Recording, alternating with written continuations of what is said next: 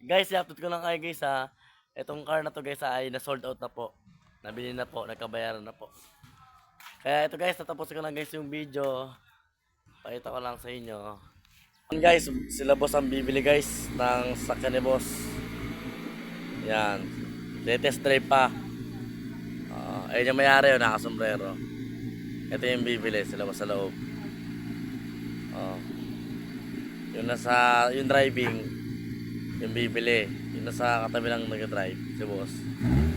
Mekaniko niya. Ganda ng tunog.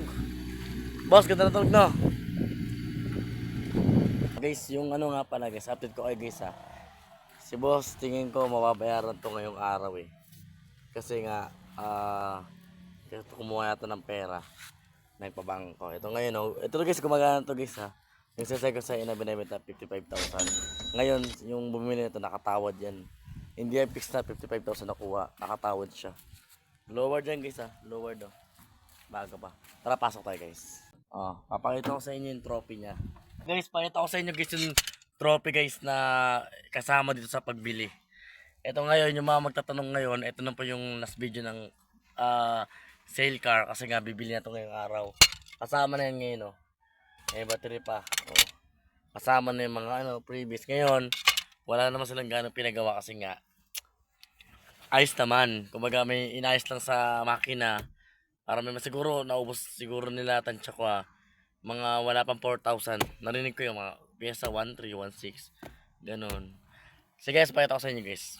Guys manual na to guys. Manual. Meron pa siya dito pala kasabitan diba? Manual na yan guys ha. Kung makikita nyo guys ito yung tapakan nasa dalawa lang yung tapakan niya. Okay guys. Kaya guys, ito tatlo pala nasa dulo. Sa dulo pala diba? Ito yung kamyuan. Subukan mo natin guys. Kita nyo naman ayun mga trophy. Guys, subukan natin guys ha. Pipiling muna tayo guys sa kotse. Alam mo naman na, di ba? Siyempre, alam mo guys, meron talaga akong planong bumili ng kotse. Kasi inisip ko muna, bahay muna bago kotse. Nasira na. Kasi guys, meron talaga guys na, gusto ko talaga guys na bumili talaga ng kotse. Kasi inisip ko muna kasi na, parkingan muna bago kotse. Yan Kita nyo naman guys, project car lang guys. Ang ganda naman. Kung katakbo yun, diba? Ay, may susi pa pala dito. Kaso nga lang, diba? Siyempre, darating din tayo sa matututurin tayo nito. Kaya nang adjust lang. Ayun, kita nyo naman, diba? Ito yung binibenta guys ni boss na 55,000. Ngayon, natawaran pa. Hindi ko lang sabihin guys kung magkano natawad, pero napakalaki. Diba? Sulit ko sa inyo eh. Kasi ko nga sa inyo lahat ng ina-offer ninyo malapit to. Walang talo, walang lugi. Kita nyo naman guys Kita nyo diba? Ganyan guys.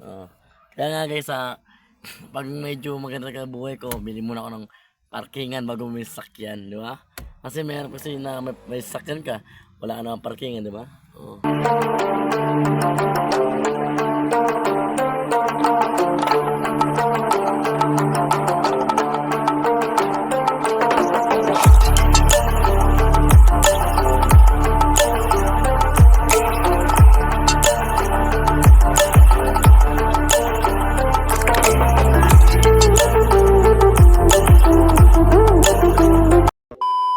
Guys, ngayon guys, sa shoutout ko lang pala guys si Sir na bumili ng kotse na si Sir Wilson.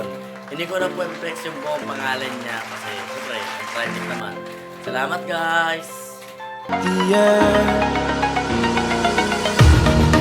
pain I felt is paid for, all is said and done.